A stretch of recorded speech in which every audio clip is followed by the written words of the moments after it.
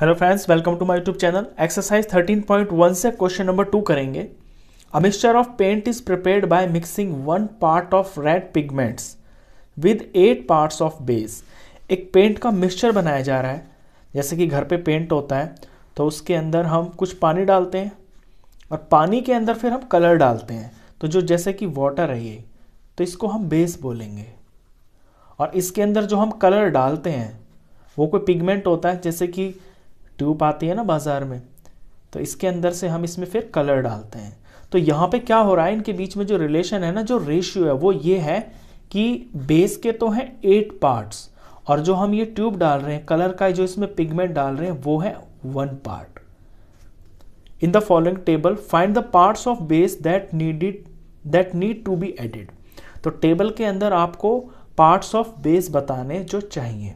अब टेबल में आप देख रहे हैं पार्ट्स ऑफ रेड पिगमेंट, एक पार्ट है जब रेड पिगमेंट का, तो बेस के 8 पार्ट्स लगेंगे। अगर 4 पार्ट्स हों पिगमेंट के तो फिर बेस के कितने पार्ट्स लगेंगे। अब आप यहां एग्जांपल में खुद ही देख लीजिए, जब आप एक पार्ट डाल रहे हैं इसके अंदर पिगमेंट का, तो आपको 8 पार्ट्स बेस के डालने पड़ रहे हैं। अगर आप 4 पार्ट्स डालेंगे पिगमेंट का तो फिर आपको और ज्यादा बेस डालना पड़ेगा।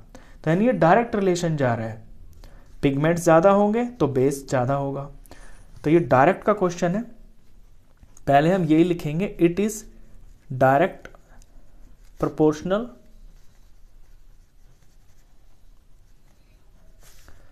क्वेश्चन को पढ़ के सबसे पहले यही समझना होता है कि वो आपका डायरेक्ट है कि इनडायरेक्ट है। हमें पता चल गया कि डायरेक्ट प्रोपोर्शनल है।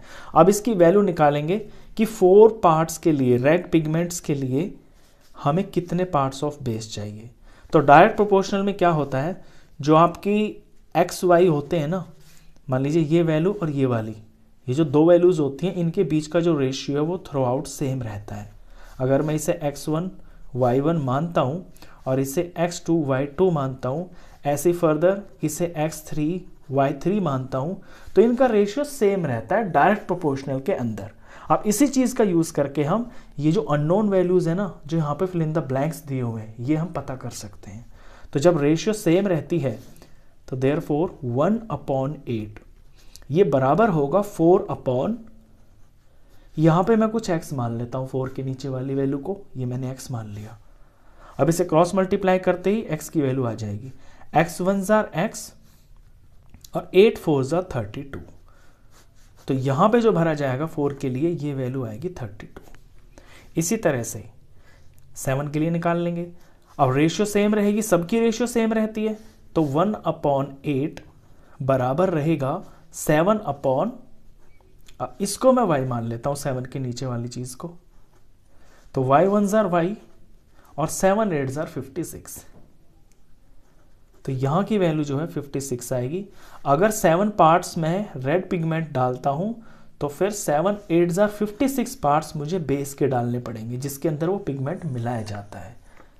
चलिए, इसके बाद है 12 और इसके नीचे कुछ नहीं दे रखा, ये निकालना है। तो फिर से 1/8 बराबर होगा 12/, ये मैं z मान लेता हूं, तो z1 जार z और 12 8 जार 96।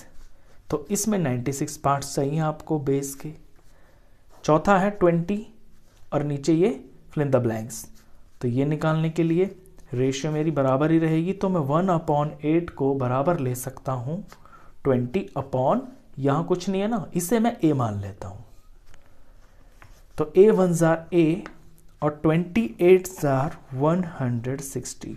तो यहां 160 पार्ट्स आपको चाहिएंगे बेस के। तो ये सेकंड क्वेश्चन था।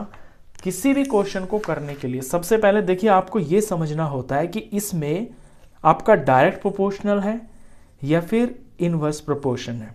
अगर डायरेक्ट है तो उनके जो x और y है उनकी रेशियो आपस में सेम रहती है। तो रेशियो सेम रहती है तो आप इसे ऐसे सॉल्व करेंगे। चलिए, इस वीडियो में इतना ही। नेक्स्ट क्वेश्चन के लिए मिलते हैं फिर नेक्स्ट वीडियो में। तब तक के लिए गुड बाय।